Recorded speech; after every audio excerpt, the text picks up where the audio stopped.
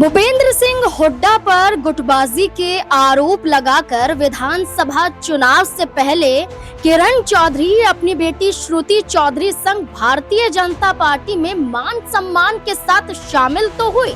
मुस्कुराते हुए चेहरे भी आपको दिखाई दे रहे हैं, लेकिन क्या जो मान सम्मान का जिक्र किया गया, क्या यही सम्मान और क्या यही मुस्कुराहट अब राव इंद्रजीत सिंह के एक फैसले के साथ चकनाचूर हो जाएगी?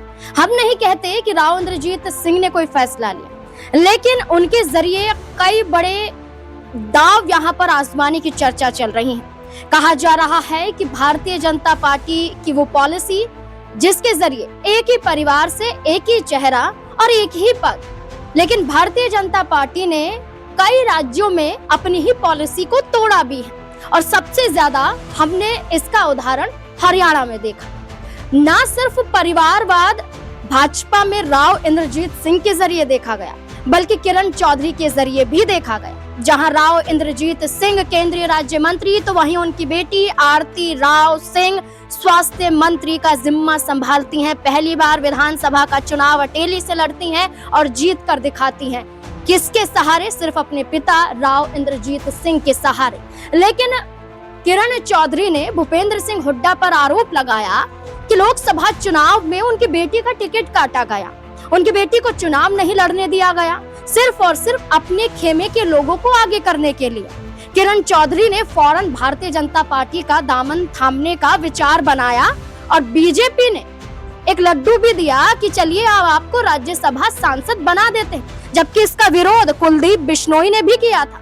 कुलदीप बिश्नोई ने कहा था कि मुझे कम से कम आप राज्यसभा सांसद तो बना दीजिए, लेकिन कई मौके आए, लेकिन पार्टी ने कुलदीप बिश्नोई पर भरोसा नहीं जताया, बल्कि यही कुलदीप बिश्नोई ने राजस्थान में 20 से ज्यादा सीटों पर कहीं ना कहीं भारतीय जनता पार्टी को चुनाव जिताने में मदद की थी। लेकिन यही जो बिश्नोई समाज के नेता है कुलदीप, उनको दरकिनार बीजेपी में किया गया, लेकिन किरण चौधरी को तवज्जो दी गई। उनकी बेटी श्रुति चौधरी को भी कैबिनेट में जगह दी गई। लेकिन राव इंद्रजीत सिंह ने जब डिनर का आयोजन किया, इसमें ना सिर्फ राव नरबीर बल्कि उनकी बेटी यानी कि किरण चौधरी की बेटी श्रुति चौधरी, जो खुद भी विधायक हैं, वो भी मौजूद नहीं थी। और जब किरण चौधरी से पूछा जाता है तो किरण चौधरी का कहना होता है कि इस बारे में उन्हें कोई जानकारी नहीं है और डिनर का आयोजन है, होता रहता है।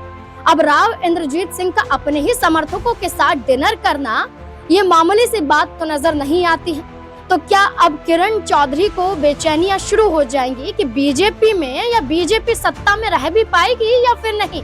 क्योंकि किरण चौधरी पर तो आरोप ये भी लगे थे कि राज्यसभा चुनाव के दौरान यहाँ कांग्रेस को हराने का काम किरण चौधरी ने किया था और बीजेपी के उम्मीदवार को वोट वो देती हुई नजर आई थी, उनके पक्ष में वोट करती हुई नजर आई थी। तो तमाम तरीके के आरोप तो लगे, लेकिन अब इस बीच में देखना होगा कि जहां भारतीय जनता पार्टी की तरफ से सिर्फ और सिर्फ कहा जा रहा है कि डिनर था, इसे राजनीतिक लिहाज से देखने की जरूरत नहीं है। लेकिन क्या किरण चौधरी और उनकी बेटी श्रुति चौधरी पर क्या कोई बड़ी गाज गिरती हुई नजर आ सकती है? क्या लगता है आपको? अपनी राय कमेंट सेक्शन में जरूर दें। धन्यवाद।